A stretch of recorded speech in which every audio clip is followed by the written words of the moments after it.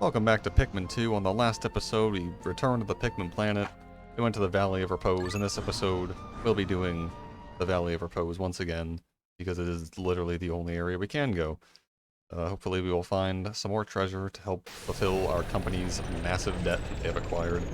We have red Pikmin. I see some pellets. It's time to grow numbers. I also see an enemy, but we're not going to worry about him right this second. Is the ship going to? Yeah, of course he is.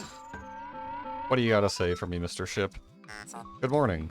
Yeah, no, we're doing things. Pikmin are still asleep inside their onions. What lazy creatures. Imagine falling asleep inside your own home. Couldn't be me. And yes, we will be pressing A underneath the light to bring our Pikmin out. Should have a 20, and because it's day 2, we now have a time limit, so that's good. Whee. Not much use for having 2 captains right this second. Although, I'm gonna just dismiss real quick. Louis, you just grab... That's too many. I don't want you to grab all of them. I don't want you to grab all of them. Just run through and pick some up, please.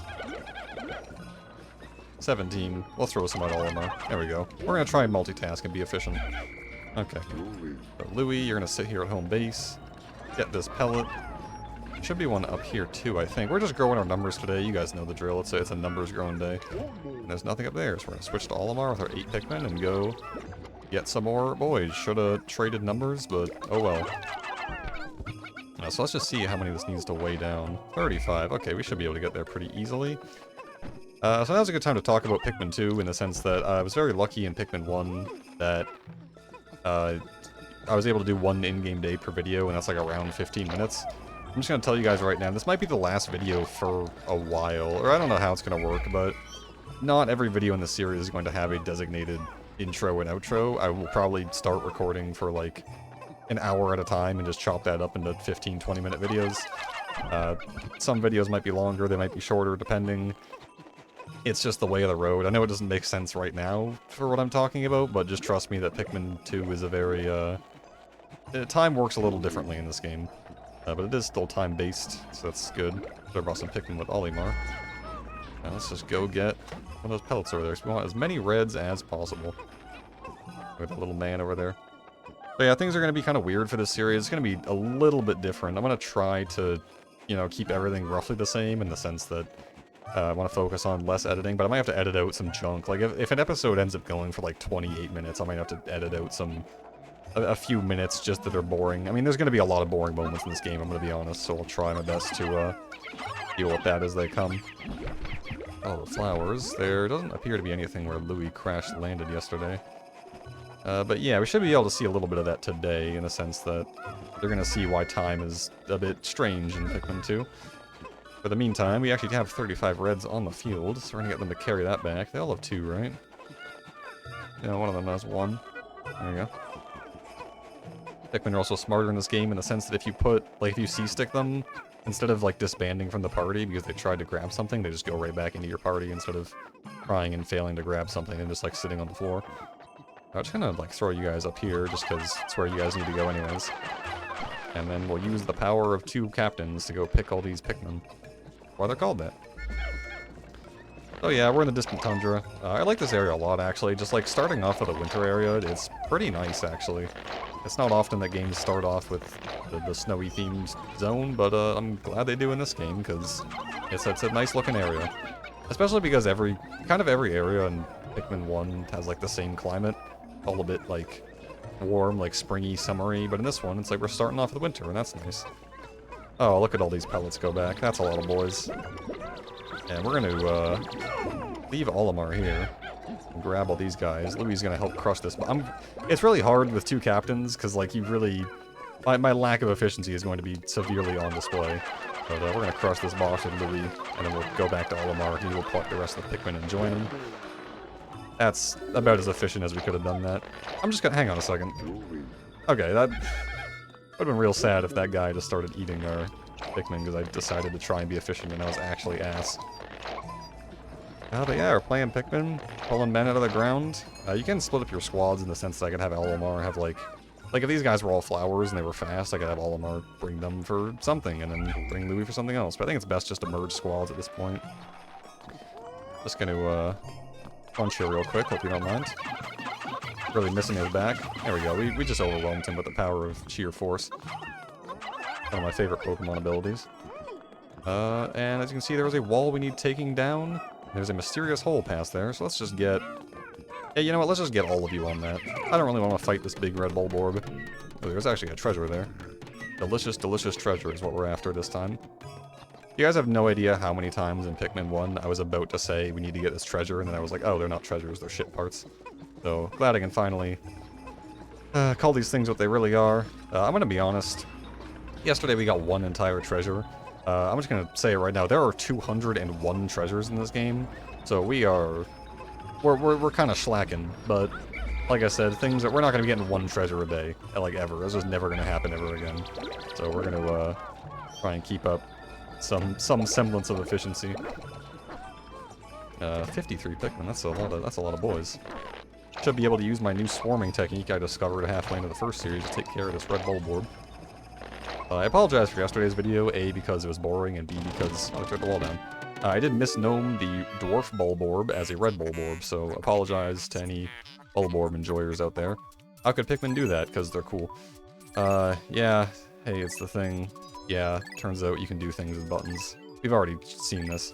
I'm not interested in reading the tutorial, because I know it, and I'm the one playing, and if you don't know it, it doesn't really matter, you know? It's just why... You can pause the video and read it if you want. I wouldn't recommend it. We have a mighty army of 53 boys. Let's gather Louis and the squad. Let's show this red Bulborb who's boss. Just really gonna swarm into his back here. And he is, he's eating some, but he's a big boy, so... And dropped a 5 pellet. Alright. Still successful, even though we lost some, much like the last time, episode 2, first death of the series, but what are you gonna do? 35, that is way more than I thought. Sorry, I was really shocked by that. I did not mean to have such a complete overreaction.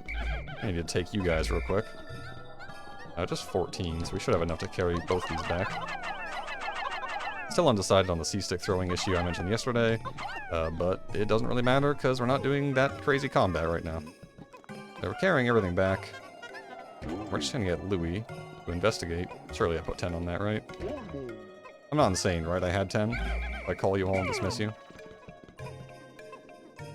I'm just crazy, I guess. And numbers are hard. The day's half over, but we're getting some treasure. We're getting our red numbers up. I'm gonna get Olimar to investigate this hole instead, because there's water over there. So we've hit a bit of a roadblock in what we can do in the Valley of Repose. But hopefully this hole will provide some answers for us. What do you got to say, ship? Interesting. Warm air is... I'm just skipping. Warm air is welling up from that hole in the ground before you. What could lie underground? What is wrong? You both show expressions of unease. Do not fear. The leader's group of Pikmin will join you. I shall dispatch my research pod, too. Approach the hole and press A to jump in. Yes, sir. Well, you know, after our Pikmin get back, that is. Just carrying back this crushed tin can and this Bulborb with his giant earring eyeballs. He is deceased. Thank the Lord. Let's get started on... That was a 5 pellet. I'm glad I gave so much. We're going getting our men back. Perhaps they can help carry the tin can back. Gotta be honest, can't imagine this thing is worth much. But we'll just have to see. You know, and every cent counts, allegedly. So yeah, we've pretty much cleared out the Valley of Repose. I mean, there's literally like nothing else to do besides check out that hole, so... today's video might go a little long, but I'm sure it'll be fine. I'm sure you guys won't mind, right? Let's see how much this Bulborb gives. Very excited to find out.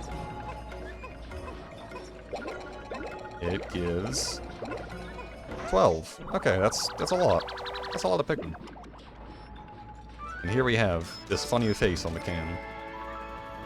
It's utter scrap, but it's still worth 170 Pokos. We are 4.5% of the way through the debt. And boy howdy, we are 69% of the way through getting a max amount of Pikmin. Gonna collect all these boys, rejoin Olimar. There's a bit of a delay when the Pikmin actually joins your squad after you pluck it, so I'm keeping my eye on the number, but sometimes it doesn't add up. Alright, let's go investigate that mysterious warm hole protruding out of the Earth's crust. I'm not making any... it's not gonna happen. I'm not making any jokes in this series about funny wormhole, haha. It's not gonna happen, I'm sorry. The bar is simply too high for me on this channel. I'd like to think I have at least a little self-respect. It's the Emergence Cave. Enter this hole with my Pikmin squad, you betcha. Let's go.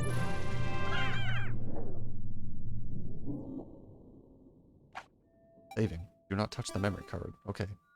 Nailed it. And we are in the Emergence Cave, sub-level 1. Wow, this wonderful winter area underneath the crust. Hello. Intriguing. My heat sensors indicate this hole's interior is warmer than on the surface, and yet there's still snow. Analysis suggests subterranean areas may support different life forms than the surface. If you wish to check underground terrain, press Start Pause to communicate with me. I am not just a ship, I am an all-purpose support pod. So, a new feature in Pikmin 2 is dungeons. If you press Start, you can kind of see the area we have. I believe this first floor is always the exact same, and we have some very cute-looking bulb orbs, along with an orange. And a bottle cap. Lots of treasure down in these holes. Really trying to hit these guys for a one-hit kill. Didn't mean to alert him, but fine. There we go. Oh, the Pikmin god has logged on. Alright, let's get you guys to carry that bottle cap, and you might notice that we can carry these corpses back, even though we can't seem to reach the onions down here. So let's do that and see what happens. This first floor, yeah, it's always the same, just introducing you to the caves. You might notice there's no time limit down here. So this is what I was talking about earlier with the weird time in Pikmin 2. In Pikmin 1, I had the luxury of just one day a video. Time worked out nice for the kind of videos I want to make. In this game, hang on a second. It's 180 Poco Citrus Lump. That's a good name for that. And, oh, there's going to be a lot of cutscenes. Hang on a second, I apologize. I'll put this thought on hold for a few minutes. Zerk, how can you possibly consider this beast a treasure? Beasts are incompatible with my circuitry. I suppose I will store your finds in my hold, but I do not think beasts will be worth much. So yes, you can carry the beasts back, and they are worth... I was hoping to see how much that one's worth, but hang on. Another cutscene. Anyone else feeling a little thirsty, or is it just me? The quenching emblem. Let's see how much these snowy bulbs are worth. I mean, 2 Pocos apiece. So yeah, the monsters you slay down here, you can't bring them back to the onion for more Pikmin, but you can bring them back to the ship for more money. I'm gonna guess this hole goes deeper. Let's see if the ship has anything productive to say about this. The hole appears to be quite deep. Yep. More stuff. Yep. Stuff. Yep. Press A to enter. Got it. Okay. So yeah, it's really just like not worth getting monsters back to the ship, mainly because they're not worth much, but also because this is going to be an all treasures playthrough, so there's literally no reason to. I will have absolutely no problem clearing the debt. We already made a pretty big chunk out of it, so it's good. Anyways, back to my original thought. So yeah, time stops when you're in a cave, and like, as you can see, this cave is only 2 floors deep, so it's not going to be that big of a deal today, but like sometimes we're going to have to do a cave that's like 7 or 8 floors deep, and I'm going to have to cut that up because there's no way I'm uploading like an hour-long video as just one episode because it's one day. Anyways, it's inconceivable that such an immense object has been buried here for so long. The design on the outer shell resembles the surface of the planet as seen from space, Earth. Perhaps this can be used for something other than salvage. But how will we ever lift it? I fear that even 100 red Pikmin will be unable to lift it. Well, we'll see about that, Mr. Ship. Go get him. Oh, son of a bitch. Alright. Well, unless they increase the max field count of Pikmin in this game, I think we're a little out of luck. I mean, it better be used for something other than treasure, because we only have one area left, and we've kind of exhausted all our options. These guys might be my favorite type of bulb orb, because just look at them. They're very, I don't know, they're just spotty, and they're wintry, and they kind of sniff the ground. I mean, all bulb orbs sniff the ground. These guys, they look cuter doing it. And we have eliminated them. We will not be carrying them back. There is simply no point. And what are these things? In the first game, they would transform into red, blue, and yellow, but this time they're purple. What could it mean? Astounding. A flower blooms in a cave deep beneath the snowy landscape. Clearly it is warmer down here than above. Look, the Pikmin are restless. They look as if they yearn to be tossed into the flower. Okay. Pikmin aren't exactly known for their expressions, but we'll toss them in and see what happens. 5 at a time, and by that I mean 5 total, because they kind of wilt after 5. And they have planted some purple sprouts. Let's pick them and see what happens.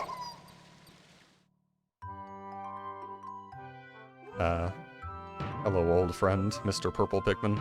Sure hope you can carry more than one at a time, because otherwise we're going to be in trouble with this whole half a sphere thing. Half a globe, rather. Amazing, a purple Pikmin. It has hair, and is quite stocky. It seems very heavy and strong. This kind of Pikmin was not mentioned in your report, Almar. It must be an entirely new type. Transforming Pikmin by tossing them into flowers? Intriguing. Perhaps there are others. Well, let's hope so. Alright, we got purple Pikmin on the squad. He transformed 10 reds into 10 purples. That's a worthwhile trade if ever I've seen one. But we really kind of dropped the ball on that one.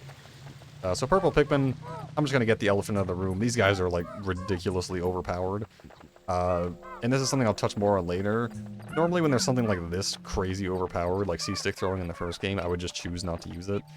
This game's a little more complicated. Again, I'll talk more about it later, but just know that purple Pikmin are very, very strong. They're very, very slow. As you can see, that's their main weakness. They are significantly slower than the reds. But let's get them on this, and you will see each purple Pikmin can carry 10 times its own weight, I guess, or like 10 times... It can carry 10 times what other Pikmin carry. So, it can carry the weight of 100 when you have 10 of them. In addition to that, the ship was right. They are very, very strong. You will see it when we get to the point where we can use them in combat. These guys are just ridiculous. That's the future. Something I want to talk about is that the ship mentioned, hey, this looks like the Earth's or this looks like the planet's surface.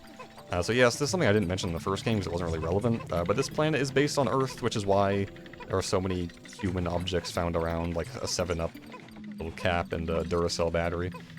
Yeah, the Pikmin planet is based on a post-apocalyptic version of Earth, which is an interesting bit of trivia.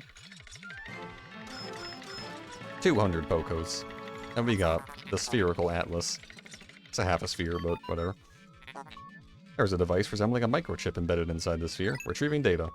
Error. I could only decode a portion of the data, but I did retrieve new geographic charts. I will input this data into my planetary database and name it the Sphere Chart. Press start, pause, yeah, whatever. Now that we have this new data, we should explore the decoded territory tomorrow. Good, because this area is, we're kind of out of things to do. Also not sure, well, I mean, you definitely heard it, because that's why I was quiet, but that little noise that just played, where it sounded like something going, boo, that means there is no more treasure left on the floor. And as this is an all treasures playthrough, I will be getting every single treasure on every floor in every dungeon, and in the overworld. God, you guys are slow. It's fine. They never, like, I don't think they ever get slow enough that they will, like, leave your party. So that's good. But yeah, final floor, too. We did our first dungeon today.